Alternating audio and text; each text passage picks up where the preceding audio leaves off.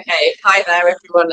So we have a visitor today that I think is, probably the visitor that has travelled the farthest to come and see us, at least in the recent times. So I'm introducing Dr. Tony Barnett, who is at the School of Psychology in the University of Queensland in Australia, which is in Brisbane. And he's been funded to come over here to work with myself and Christine Housekeller it's a little pot of money. You might or might have not have heard of the scheme, but it's actually a collaborative scheme. It's called the QX scheme. Or is it called XQ now? Anyway, they keep changing it. It's one of those two, but it's essentially collaborating between our university and the University of Queensland. So Tony's come over here to talk about, so he has a wide range of interest, not just psychedelics, but also across substances in general. He's interested in the socio-cultural meanings around them and policy change around them. So that would include alcohol, other substances, legal and illegal, and also psychedelics. And the final thing I need to tell you is that he has a prestigious award, which is from the Australian Research Council, which essentially asks him to compare the UK and Australian policy in relation to psychedelics. So they're doing some super interesting things there. And that's what he'll be talking about today. Okay. Well, thanks very much for that intro. And so the title of my talk today is Psychedelics in Addiction Research and Treatment, Social and Policy Implications in the Australian Context. I'm not a big fan of the word addiction for different reasons, which I'll explain shortly. But look, it's can be a really impassioned area, this topic around psychedelics in general. There's my email address. So if you don't get a chance to ask any questions today or give me feedback or I don't know, an email complaint because you completely disagree with what I'm saying, please don't hesitate to get in touch.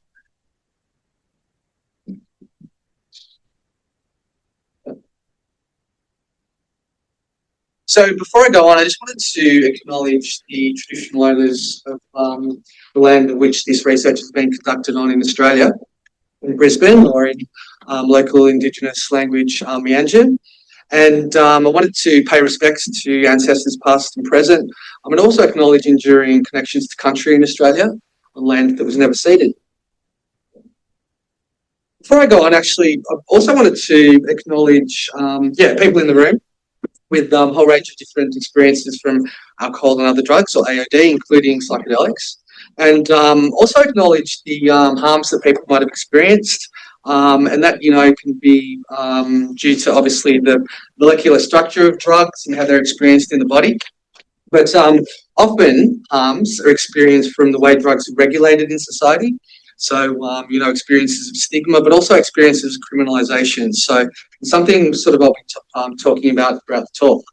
A couple of disclosures, and I was wondering whether this is really necessary because it's a bit boring, but disclosures are important, and it's something that I'll again discuss later because increasingly in psychedelics we do have the involvement of pharmaceutical companies and research. So I just wanted to say that I have received funding from a drug company, Cameron in the past, for unrelated work. And as Hannah very eloquently put it, there's a couple of support schemes in between UQ and Exeter that have supported the trip. Now, so this is pretty vanilla. I don't know. University of Queensland. If you don't know much about Australia, it's on the eastern seaboard. We did have a this is completely incorrect, this photo. We did have a cyclone earlier in the year. So, but just a quick snapshot, Exeter versus this is at 10 a.m. this morning. There's a slight weather difference, and I was out and about taking pics of birds. Sorry if anyone's got a bird phobia, but flora and fauna is slightly different. AI, you can press things and it gives you the name of the animal. This is apparently a European herring gull, and obviously that's an Australian pelican. Off the record, but coffee is more expensive here and beer is cheaper here. So for Australia, that's a good combination.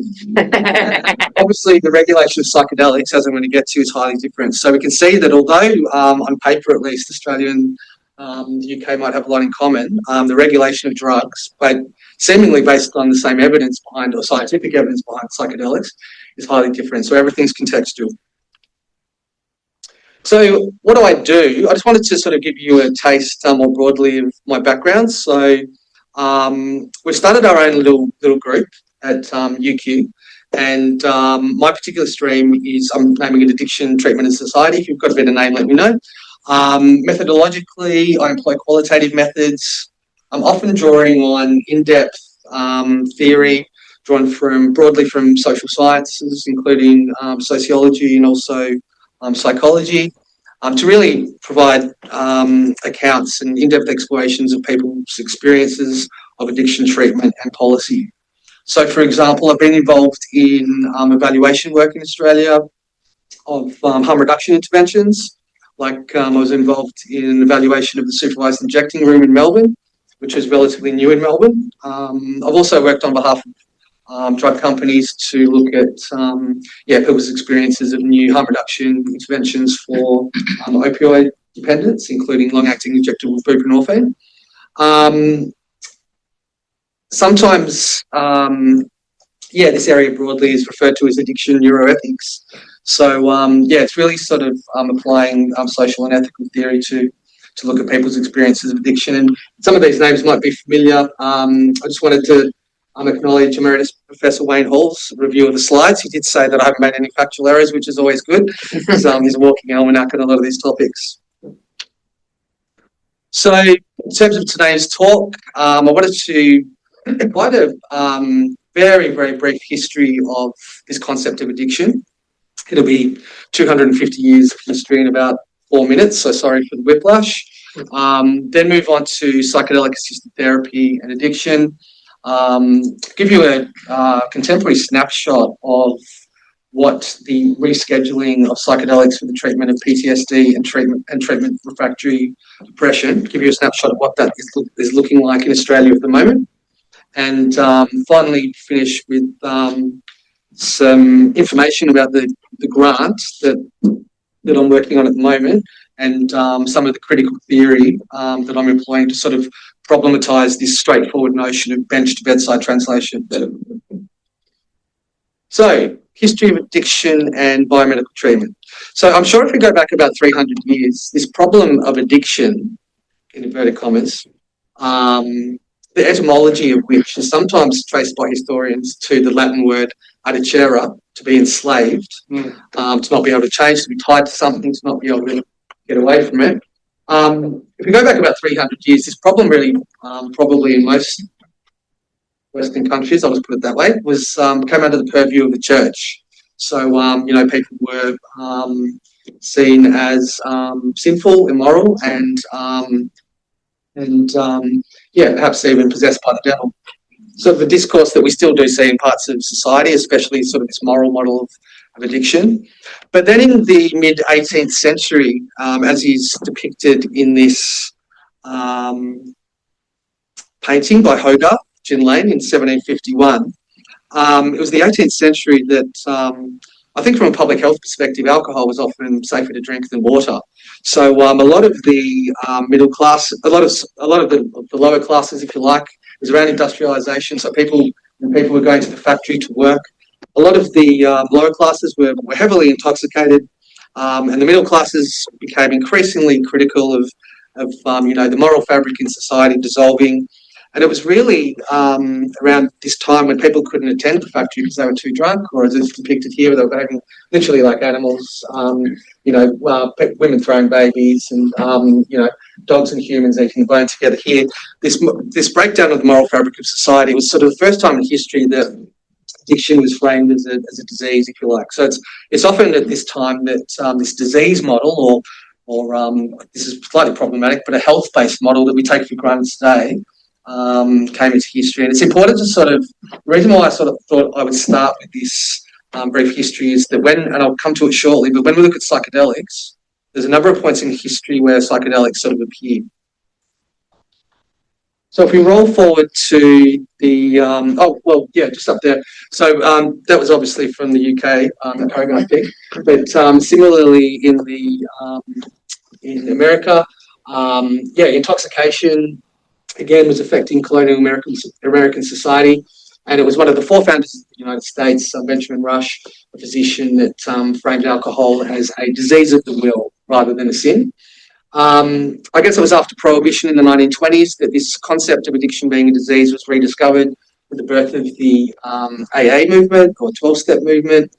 And in the 1960s, there was increasing biomedical research, and that's when methadone was discovered or created, I guess, as an intervention. And there was this birth of, medical treatment centres in particular to treat opioid addiction. Through the 1960s and 70s was really when advances in neuroscience, it's sort of the real start and focus on looking inside the brain via neuroscience and neuroimaging to really understand human behaviour at the seat of neuroscience. So there are a number of this process of medicalisation through the 60s and 70s really coalesced into a process of biomedicalisation. This really entered quite controversially US drug policy in the late 1990s when the National Institute on Drug Abuse in the United States, a very, very powerful organisation, started to direct a hell of a lot of funding into addiction neuroscience, and they labelled addiction a chronic relapse in brain disease. George Bush labelled the 1990s the decade of brain. And we see this sort of, it has probably softened, I would say, after COVID, but we do see, especially in American addiction medicine policy, this idea that, addiction is a problem seated within the brain. Now, what does that do? It obviously individualises the problem of addiction, and it also, might have other effects, for example, making it easier for governments to posit a problem inside people rather than social policy. And also, the clinical impact of that particular view might, for some people it might be helpful because it provides an explanatory model of addiction. For others it might be create difficulties in terms of cognition or different psychological theory. For example, people entering into a state of learned helplessness because they feel like they can't change. So that's a quick summary of this birth of this health or disease model of addiction. Now, just a quick snapshot of where we are in Australia. So, at a population level, previous 12 months diagnosis, DSM-4, 3.3% of the population. Obviously, health concerns, socioeconomic costs associated with that. This is how the problem is still constructed. So, if we look at Australia, based on Australian Institute of Health and Welfare data, 2023-24, about 130,000 people accessed specialist treatment services, and we see that the way the problem is constructed, and I'm using that language carefully, is that there's this real still yearning based on biomedicine for a breakthrough. A lot of the existing psychosocial treatments, or for any psychiatrists in the room, the existing armamentarium, love that word, it's sort of framed, generally speaking, for addiction problems as having low to moderate success. We hear this sort of discourse in psychiatry the whole very regularly. So again, the reason why I set the talk up this way was to see that this notion of psychedelics being a breakthrough is really based on historical construction of addiction being a very difficult to treat problem, which has downstream consequences now in terms of this notion of a health condition being treatment refractory, which I'll come to shortly. So, psychedelic assisted therapy for addiction. So, I just gave you a long history of in 5 minutes of the birth of the disease model of addiction. But although we're sort of in a psychedelic renaissance at the moment in the 21st century, it's not the first time that psychedelics have appeared in world history, in 20th century history. As a potential treatment for drug and alcohol concerns. So the example is that, in the 50s and 60s, LSD, a lot of researchers conducted on LSD for the treatment of alcohol dependence in the US and Canada, Saskatchewan, I think, in Canada. They were quite brutal. I'm not sure, Stiglitz, more. They were quite sort of brutal trials in terms of, I think the basic mechanism of action that was explored was if we can scare people through a bad trip, we might be able to get them into 12-step programs. So it's pretty basic. And quite quite weirdly at the start, the 12-step movement, which is often based on abstinence models, is based on abstinence models of recovery, is rather odd that they would accept that sort of process to take people in who had consumed a drug, and very quickly that stopped happening because it was really anathema to the foundations of 12-step movements, and historians and David Nutt, I think, have argued that the reason why that was dropped was based on, or heavily linked to, Nixon's war on drugs. Others have sort of complicated that notion and looked at, no, it was increased regulation on pharmaceutical companies, and also some of the, my understanding is some of the RCT findings in the 70s didn't produce as greater results as all the previously do. So this isn't the first time in history that there's been a big focus on psychedelics, and it's interesting to look at that because we look at now and we think, well, yeah, what sort of factors might burst the bubble, for lack of a better term now, or reduce this or affect the investment in psychedelics and trials and so forth based on our experiences in the past. I'm not going to go over this for an audience like this, but just to flag that, there's some really interesting work going on in Australia and the UK.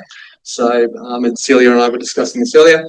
So, just some examples: the empathy trial, so MDMA-assisted therapy for alcohol use disorder and PTSD, based out of Sydney. There's the Kappa trial, based in Sydney as well, which involves ketamine-assisted psychotherapy for methamphetamine use disorder, and obviously work led out of Exeter, including the More Care trial, ketamine-assisted therapy for alcohol use disorder. So there is some really high-quality evidence being produced, but as I'm about to allude to, it's not all about scientific evidence at the moment in terms of regulation and translation. So proponents, I just wanted to give you some arguments for and against this sort of research. Proponents of psychedelics for the treatment of substance use disorders, argue that, there's an argument that research that was happening in the 60s and 70s was prematurely abandoned, that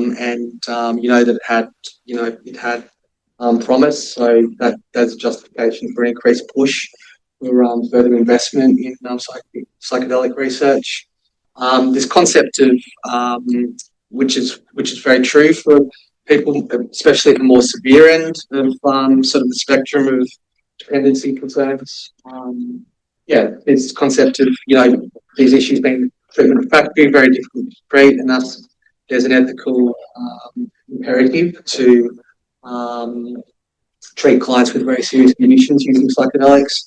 We see different groups in society, as everyone would know in this room, who might be given priority, first responders, veterans, and the like. And there's also this argument that because psychedelics are already heavily in use in, you might say, non-medical settings or underground settings, if you like that word. It is a bit problematic in different ways, but we'll stick with that for the moment. Because psychedelics are already in use, it's argued that medicalising psychedelics through, for example, more formalised psychedelic-assisted therapy models might be beneficial because, psychedelic use will then be converted from a illegal or illicit activity to more of a guided activity under the purview of medicine. Obviously, and Hannah's sort of looking at me weirdly, but if we say that to a medical sociologist, obviously that rings alarm bells because when we put anything in the hand of psychiatry or medicine, it had other effects as far as medical social control or knowledge is perhaps being confined to medicine, and and there's obviously a whole quite a dark history with the anti-psychiatry movement. So I won't go there today, but just acknowledging that those arguments exist. Critics, on the other hand, the main critique of psychedelics for the treatment of substance use disorders involves the low evidence base or relative evidence base in terms of the science behind it and the quality of it. Small samples, questionable inferences, methodological issues in trials, for example, blinding issues. How can you have a placebo for a good trip or something? Stuff like this. Expectancy effects. also a lack of adverse event reporting. All these issues have been cited by critics. Also, other people have critiqued the use of psychedelics for addiction, arguing that, in terms of potential implementation, there's a whole suite of other interventions that already exist with better evidence, if you like, that are underutilised. So, I guess a classic example might be in the treatment of alcohol concerns. There's a whole range of pharmacotherapies that already exist that might be rarely used in different clinical settings because, they might not be part of treatment protocols, or they might not be a good interdisciplinary care team with psychiatrists and social workers working together. And also there's potential criticism around this concept of something being treatment refractory. What does that mean? How is that operationalised? If people have, for example, 2 exposures to a treatment that's not evidence-based, for example, a chat with a GP that's not based on evidence and so forth, would that constitute a treatment failure, if you like? So there's tension around the notion of something being treatment refractory in this space. And there's also continuing, especially in the US, where a lot of treatment is still informed by abstinence-based models and so forth, how there's still this conflict between, the blurring of psychedelics as an illegal and legal substance, as a harm-causing agent versus a therapeutic agent. There are still those conflicts and so forth. So, Australia, as many of you will know, is in quite a controversial stage at the moment. So although all of those arguments I've mentioned thus far are sort of theoretical, we do have sort of, it's 14,000 kilometres away in Australia, we do have this little sort of experiment going on at the moment about what it looks like to actually reschedule psychedelics for the treatment of mental health conditions and so forth. And this is quite a controversial topic. I mean, when both MDMA for PTSD and psilocybin for treatment of refractory depression, when these were rescheduled in 2023 and made available for prescribing, it was quite a controversial topic. I guess on the one hand, people who are proponents of psychedelic-assisted therapy, or even underground therapy, people who we might call psychedelic evangelists. This was an exciting opportunity for public health, for a range of public health experts for a range of reasons I'll cover shortly. It was considered premature and not based on evidence and so forth. So I wanted to, and you're the first audience in the world to hear some of this, because the reason why I know that is some of this stuff happened a couple of weeks ago, and I don't think it's even been picked up. So the reason why, what I'll start by doing is giving you a very brief overview of how this came to be, and then I'll give you a snapshot of some of the things that are happening because of it. And the reason why that snapshot will be anecdotal is because things are happening so quickly that it's very difficult for researchers to keep up with from, as far as what might be happening. So the 2 comparative case studies that I'll discuss in quite simplistic ways are Australia and the US. So in 2023, the Therapeutic Goods Administration, so it's the government panel in Australia that regulates medicines. In 2023, the TGA approved, quite controversially, as I said, MDMA for PTSD and psilocybin for treatment of refractory depression in terms of psychedelic therapies.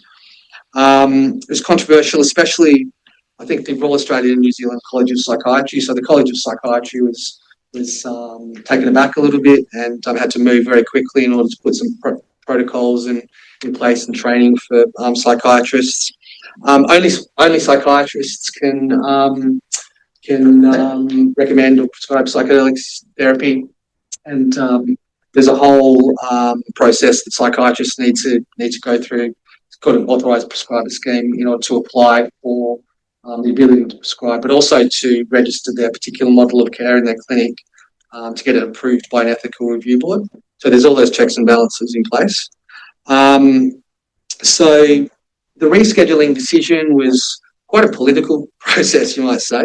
Mind Medicine Australia, which had a charity status at the time, really formed a coalition, and they prepared and lodged applications for psilocybin and MDMA to be rescheduled. The first cycle of applications was rejected, mainly due to opposition from the College of Psychiatry. And then they then lodged a new round of applications, and you may have seen, I won't go into too much detail about this, but they did draw on, you might say, Professor David Nutt's testimony and evidence. So it's a mix of opinions on scientific evidence, but also they ran a pretty big public campaign in order to get public submissions. And in the what was to be the successful rescheduling, I think they had about 13,000 public submissions with a whole range of stories from clinicians and also consumers and people who use drugs, with very, very supportive testimonies. 98% of 13,000 supporting psilocybin, and a similar percentage sort of supporting MDMA. So it was a very sort of strategic public push to get this over the line. And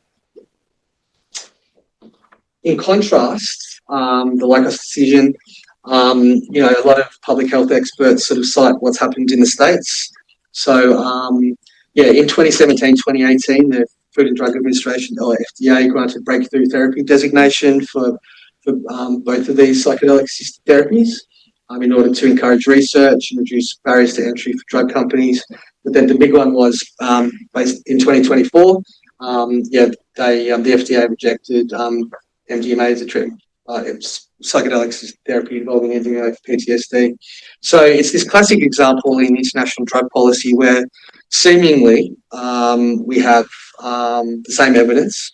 So it's the same or similar evidence at slightly different time points, but seemingly we have the same evidence, same journal articles, same scientists, but the way that policy emerges is based on local context and so forth. So in that way, Australia has been ahead of the game.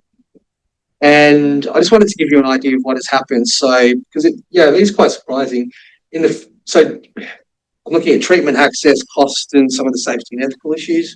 So in terms of treatment access, in the first 18 months post rescheduling, less than 100 patients have received psychedelic therapy as at May 30, 2025. So that was many of you with the Psychedelic Alpha website.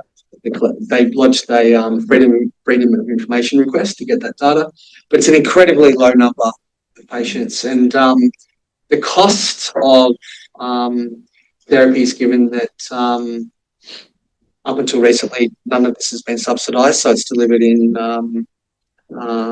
private care. The treatment cost is pretty high, starting at anywhere between 15 to 30K, but going well north of that. And, following this classic sort of preparation dose and integration model. And the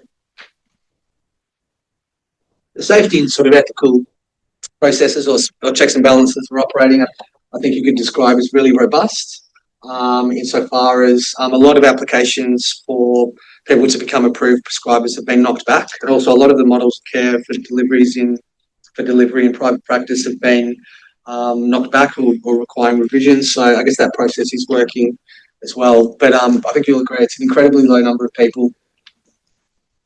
Some of the emerging concerns are, we see now, in late 2025 and earlier this year, that, and this is a risk that public health advocates sort of talk about, is that was this sort of a Trojan horse, if you like, by drug companies in order to push ahead, get psychedelic-assisted therapies approved, and then use other lobbying techniques in order to loosen, if you like, regulatory loosen regulation in order to open up the market, because this is a market for drug companies. Look, some of the concerns around, there's sort of some bit of a political standoff at the moment in Australia around different organisations merging. What sort of organisation should be registering what sort of provider. So that's happening. There's political conflict about that. Also, private clinic advertising compliance. So although psychedelic assisted therapy is indicated for PTSD and treatment refractory depression, like I said, there are some for-profit clinics that are kind of using suspicious social media and marketing strategies to target and recruit people with drug and alcohol concerns by describing treatments for addiction as based on plant medicine and alternative therapies and all that sort of stuff, which is great because people with drug and alcohol concerns might benefit from those interventions, but also it does create risk around what sort of procedures they have in place around making sure that treatment is safe for people that might be at risk of certain harms. But also when we look at the Therapeutic Good Administration compliance regulation, it's clearly in breach. You can't do that. You can't advertise in that way. And there's also some really interesting, and this is part of my research that I'm embarking on that I'll get to later. There's some interesting sort of industry relationships forming with previously charitable organisations in terms of the creation and building of for-profit clinics that deliver psychedelic assisted therapy and psychedelic assisted therapy only. So all of these sort of issues are anecdotally being seen in a limited way, I would say. But the cautionary tale that a lot of public health advocates refer to in Australia is, and this is very different from the UK, is the story about medicinal cannabis. So medicinal cannabis in Australia was originally designed, I guess, to be prescribed under a special access scheme for chronic pain, often linked to cancer, and also for people to reduce pain and other ailments for people living with HIV. And I think the government's modelling of how many people might apply was probably about 2 or 3% of how many people are actually being prescribed medicinal cannabis now. So if we're in Australia, we could call a 1-800 number and answer questions in the right way and access medicinal cannabis. It's led to a massive for-profit industry, and some of the regulatory agencies are now scrambling in order to shut some of these services down because it has led to some harm, to public health harms across society. There are some really serious stories. There are also some stories of prescribers treating 2,000 patients in one day under their provider number, which is obviously impossible. I think it was worked out to a new script every 3 or 4 seconds. It's probably not possible to do that. So some medical practitioners have lost their licenses and so forth. So although I guess the profile of cannabis as a drug compared to psychedelics is completely different. So, and I think that's been lost in this debate. The dependency profile is completely different as well, of course. The medicinal cannabis is used as a cautionary tale when we think about how psychedelics and psychedelic assisted therapy and how it's regulated in Australia might be softened. So there's some of the lessons learned. Making sure that the general public understands that these therapies aren't just a silver bullet. You can't just take a psychedelic or access psychedelic assisted therapy and expect to be in a state of recovery. Sometimes so sort of undermining this being aware of biomedical essentialist viewpoints, also compliance issues that I've discussed, and how treatment is delivered. So I guess what I've really covered thus far is really focusing on the medical rollout, which has been very limited, like I said, of psychedelic assisted therapy. But I just wanted to, although it's not the point of the talk today, I just wanted to cover as well that, clearly, most psychedelics use, and psychedelic use in Australia is going up. Most psychedelic use is happening in just general society. The other thing that's happening in the background is this, in different states and territories in Australia, there's very much a patchwork quilt, and very different policies in terms of harm reduction. So, one of the effects potentially of this psychedelic rescheduling in Australia is that people do want to access, for very legitimate reasons, as we all know, and for therapeutic reasons, and also for pleasurable reasons, of course. People, using psychedelics. But particularly in Queensland, for example, drug checking services came into being, run by the Australian outfit of the Loop, actually. For example, drug checking services in Queensland, the state of Queensland did come into being, but then were defunded. And for example, in Queensland, we do see this sort of liberal ideology re-emerging of, drugs are bad, and youth crime, adult time, and quite a punitive approach. So although it's not the point of the talk today, we need to sort of really, when we're looking at the effect of medicalisation, we really need to also look across general society and how we can also invest in harm reduction and really to get those policy settings right. So, people have argued about what responsible innovation looks like, better evidence, more effective compliance and monitoring systems, treatment and workforce, and the big one down here, health equity. Given the financial cost of a lot of these therapies and the way that they're regulated using this medicalised model, who are they benefiting? As I've explained, it's all very well to focus on delivering psychedelics using these medicalised frameworks and industries, if you like, but really the lack of an inconsistency around harm reduction interventions across different Australian states and territories is an issue. So that sort of brings me to the grant that I've got, and I've just started, so it's just entering, just applying ethics for a number of streams, I'll discuss that later because there's a lot of collaboration opportunities, but there's also opportunities to participate, I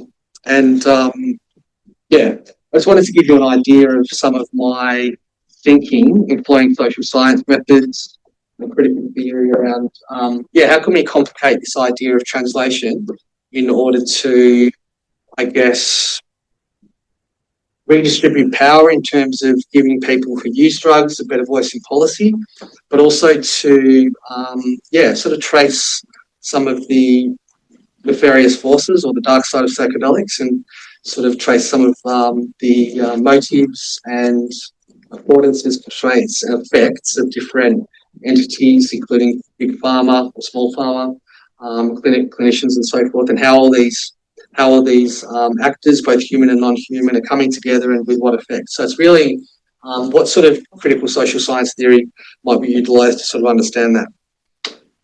So the first point that I wanted to discuss is, this notion of translation is not straightforward, and within medicine, although this is a big call, I think in Australia, given what's happened, this notion of evidence-based practice is being somewhat challenged. So often within scientific discourse, we talk about bench to bedside translation. So it's a form of techno-solutionism. So we think about, here's clinical trials, phase 1, 2, and 3, and then we implement something, or we might have implementation science and use of that around it. But often it's this linear translational model that doesn't take into account the role of different actors, like I was alluding to earlier. So if we look at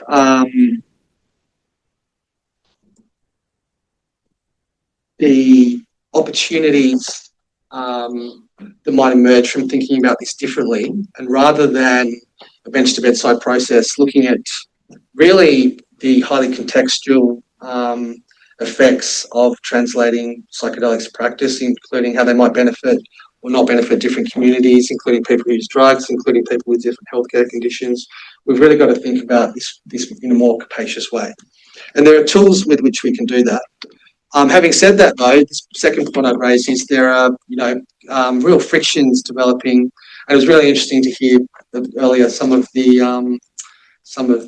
accounts and discourse that was emerging in the Hightower group meeting around this friction between clinical practice, lived experience, feeling of drugs in people's bodies, their own personal drug use, and biomedicine or neuroscience, and how these things might come together. So often we see that while scientific research, promises to really discover, using tools like EEG or neuroimaging, whilst scientific research looks to discover how psychedelics work, how to administer them safely, the knowledge of consumers really, and oversimplistically, you might say, and probably not in a group like this, but this lay knowledge, and I'm not a fan of that term, but knowledge of very, very experienced and experts, very, very experienced in groups of society with a lot of expertise around harm reduction.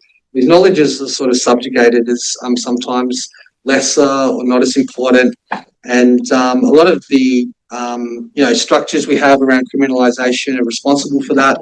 For example, people who engage in mushroom hunting, or people who go to ayahuasca retreats, or these hidden grassroots consumptive practices are often considered, written off as lay, written off as not having the same epistemic authority, which is the technical term, not having the same sort of truth value and not being as important, or just stories from hippies, basically. A lot of this knowledge is really subjugated as being less important. And so the question is, as we move forward, what methods can we use, or how do we sort of reconcile these differences? So critical translation studies is emerging, and I'm sort of employing this lens in this new program of work that I'm looking at. And like I've said, complicating these simplistic notions, these linear notions of bedside translation. When we look at different actors, tools, policies, knowledges, and how they have highly variable effects, what we can do is we can really analyse the different possibilities for the future direction of research and practice, and how interventions can be driven by both scientific evidence but also lay expert knowledge, if you like. So on that note, what I might do is this is just some visuals of what I've just said. It's interesting. It's taken from Psychedelic Alpha again. It's interesting, and I'm sorry about the. You might be able to read this, but it's interesting when we look at the across the globe, all the different psychedelic assisted therapy trials that are happening using a whole range of different psychedelics, both classical and non-classical, psilocybin, MDMA, through the DMT and ketamine, for a whole range of different health problems, both psychological conditions, but also physical health problems. It's interesting that, again, we often see phase 1, phase 2, phase 3, this linear model of translation through different trials, whereas, just to represent this pictorially,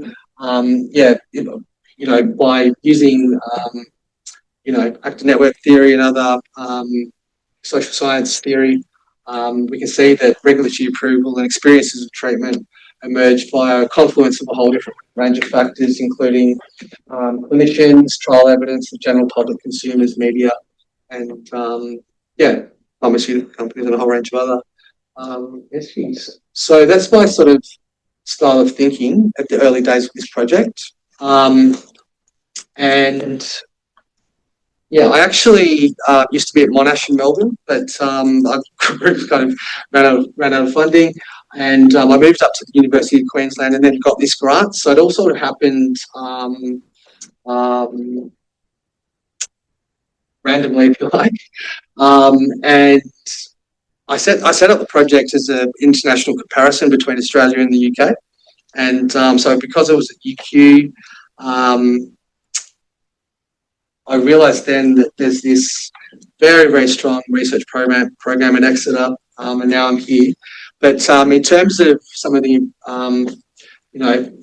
work streams in the project, the first phase involves a stakeholder network analysis. So looking at empirically tracing how these different actors that I've mentioned form coalitions and how they move over time. But more importantly, if you are interested in potentially participating in any of this research, I'm also conducting interviews and participatory workshops with a whole range of people who are involved in psychedelics. And I know these aren't discrete categories, they cross over a lot, but people who use drugs, clinicians, researchers, policymakers, and even industry reps.